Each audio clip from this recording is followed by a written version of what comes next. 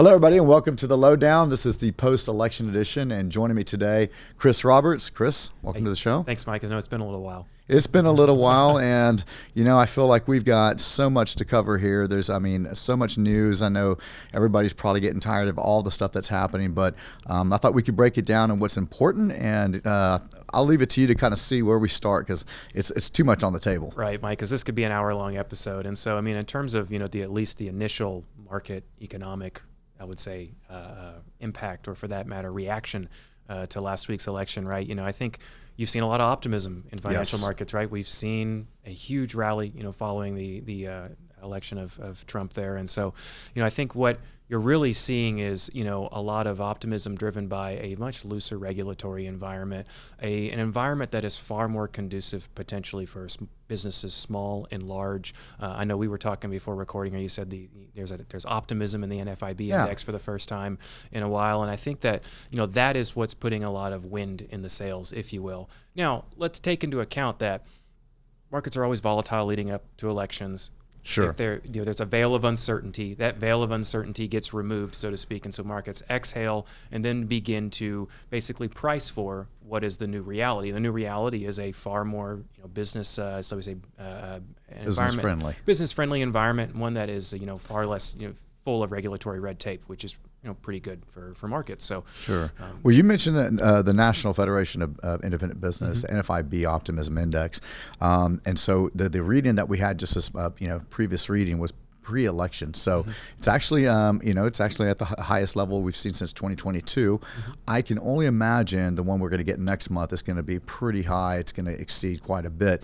And I think a couple things that I'm looking for to kind of piggyback on this new friendlier business environment is that capital expenditures, CapEx spending by businesses. We should see, and what the question is, are you less likely or more likely to spend 6 months ahead? I think you're going to see that soar, right? Because now we have an administration that's going to be in the next 4 years. I think we're going to see a lot tax friendlier and pro-business. So business owners are going to be more likely to spend and expand their businesses, right? And then also think hiring would be one that we would see increase. Absolutely. And you said taxes. We can't have this episode without using the tariff word, True, if you will. True. There's been, I think, a lot of it's news, not noise, if you will, right? Yes. And so we heard a lot of very grandiose positions on the campaign trail about how we're going to use tariffs, so to speak, and things like that. And I think, bar none, tariffs do have an inflationary impact on the economy.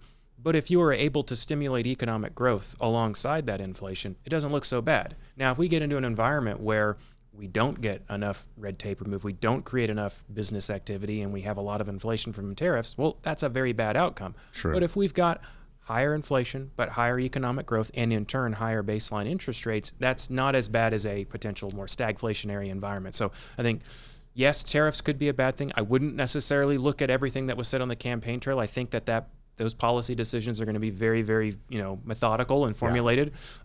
If you've ever seen the U.S. tariff trade book, it's all in 8-point font. It's about 10,000 pages. So this has been a thing for a very long time. Blanket tariffs aren't necessarily always a good thing, but I think it'll become far more granular, just like it did in the first Trump administration, because that was largely a pretty successful policy overall. Well, I think it's going to be strategic, at least in nature at the beginning. I think it's also going to play into our geopolitical issues that we're having and, supporting the re-onshoring, supporting friends of the U.S. and, again, against obviously enemies and, the access power. So I think that's where you're going to see a lot of it start. And the one thing about tariffs, if we start to see it, kind of hinder growth, they can reduce those. They can change those. What people forget, it's not once you pass it, it's done. It doesn't have to be legislative so much away. Well, and think about it, right? Ultimately, there is a lot of short-term pain involved with tariffs no matter what. Now, we can offset a lot of that pain by reducing regulations and creating a more conducive business environment. But that short-term pain largely may come with long-term benefits, right? If we're trying to reshore and nearshore jobs back to our hemisphere, back within our borders and things like that, that's ultimately a good thing for the U.S. economy. In the long run, it's just going to take some pain to get there. Right. Sure. And I think that we can take steps to offset that pain, which does generally lead to a pretty optimistic outlook for a year like 2025. Now, make no mistake, bringing this full circle back to markets, we have seen an incredible movement this year. And, we were talking beforehand, and when we're getting asked by the Uber driver whether or not they should get in the market, right, that is a sign that, hey, things are getting pretty frothy here. And we're starting to see, we talked about it with our investment team last month. It was profits versus potential. right? Now we have very high expectations, and time will tell if we can meet those expectations. Well, and I would just tell people be cautious. I mean, post-election here, we've seen, Dogecoin, which is a cryptocurrency, it's worth $53 billion. It's worth more than 303 companies in the S&P. So can that be sustainable? Come on. I mean, you got to use your head and think, be smart in what you're doing here and don't pile on risk. That's why we use financial plans to make sure risk we management allocate. is key. Yeah. Absolutely. So, Chris, I want to pivot now to tax policy. Obviously, victory here in the Trump administration, obviously in the House and the Senate. Many are talking about a pretty phenomenal change potentially in tax policy. What do you think is going to happen there? Yeah, and so this is, what I have kind of written down in front of me is expectations versus hard realities, right? I think the big expectation is that Trump will come in and extend the tax cuts that he put into place in his first administration. If you're a client of ours listening to this, you've heard me say it. It said, don't count on that, right? Ultimately, the backdrop that Trump is entering this administration from is far different than 2016, right? We're coming out of the back end of COVID. We're coming out of a rapidly inflationary environment, and we're coming out of an environment where we have spent a lot of money, right? Deficit spending in 2025 is going to be quite high. Yeah. And so what does that mean, right? How do we pay for that? Well, ultimately, tax revenues have to go up at some point, right? Or we have to cut spending.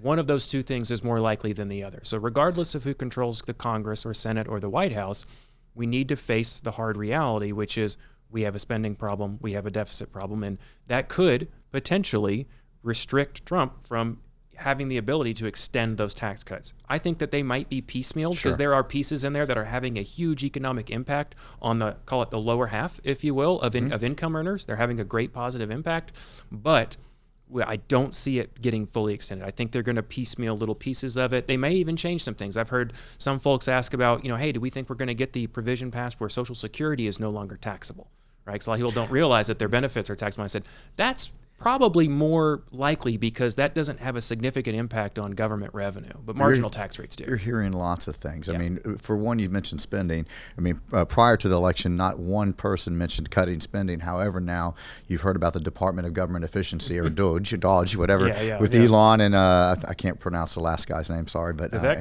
Swami. Okay, all right, very good there. You have to practice that one. But anyways, I mean, they're talking about cutting government spending. So that's it's the first time you've actually heard that. I mean, do I see that potentially being able to happen? Sure. It's not going to be without a fight because everyone's going to protect their budget, but definitely something we need, right? So I think that would be helpful as well. Well, it's very rate driven too. I mean, all that money we spent during COVID, we had to issue a lot of debt, and that debt's being rolled at much higher interest rates, right? That's the biggest part of the spending problem. If you look at, we've talked about it all the time, interest on the debt as a percentage of of total spending has skyrocketed, right? So again, going back to our previous kind of segment, an environment that's more growth, more inflation, higher rates means that's going to continue. So we've got to grow ourselves out of this problem. Well, that debt roll, I think 1/3 of debt really in the next 3 years is going to mature. I mean, so that's going to be a pretty significant amount. So that's a challenge. You're definitely rocking a hard place here. That's why going back to my previous comment, expectations versus hard realities, right? That's really what it comes back to. So we're optimistic on the tax policy side, definitely, but not so optimistic that we think the full tax cuts are going to extend it, or for that matter, even more cuts are going to get passed because at the end of the day, we do have a deficit problem. So I think that's where I'd leave that one. Well, and the market's pricing into perfection, but I think you and I both know there's going to be challenges, and it's because some of the things that ultimately we can't control, the debt that's been there, the increasing amount of debt that's going to continue. Yeah. It's going to be hard to overcome. Watch the long end of the bond market. That's going to tell you the story. Yeah, I mean, that's going to tell you what are the long-term expectations. Yeah. Well, Chris, finally, I think let's wrap this up with talking about estate planning and what's going to happen with the estate tax. I mean, that was a big moving target when we didn't know who was going to become elected, but I think now the floor has definitely changed for what can happen there. But I just thought I'd get your thoughts on that, and where do you think estate taxes are going? Right. So, as you said in the last little segment there, right, we're talking about the 2017 tax cuts. Part of that was a significant increase in the lifetime estate tax exemption limits. And when I was talking about how things could be piecemealed out of those exemptions, to get some of that stuff, some of that stuff in force, I think the extension, right, of the elevated lifetime exemption amounts is definitely on the table. Okay. Largely because there's a lot of wealthy people on both sides of the aisle, and that's a policy, and it's not really impacting too many families, and it's quite frankly, it's not even raising that much tax revenue to let it go back down to the pre-2017 level. So, it would make sense for that to get extended. Again, don't count on it per se, but even if it does get extended, I don't think, meaning that we get those elevated exemption amounts for a longer period of time, I don't think that means that people should get complacent, right? Going back to some of our previous comments, if we are in an environment where economic growth is higher, the growth of my assets is higher, right? At the end of the day, I still have a rapidly growing taxable estate. And those eventually, that lifetime exemption amount is probably going to come down, right? So I should take advantage of this longer time horizon to still do what we call, squeeze and freeze techniques.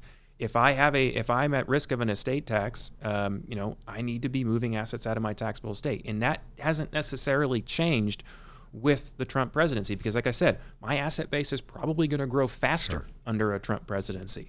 So that still, basically kind of supports, the desire to do squeeze and freeze techniques, the desire to get assets out of your taxable estate because they're going to grow faster. And then eventually those limits are probably going to come back down. So it's good to capture that growth outside of your taxable estate where possible.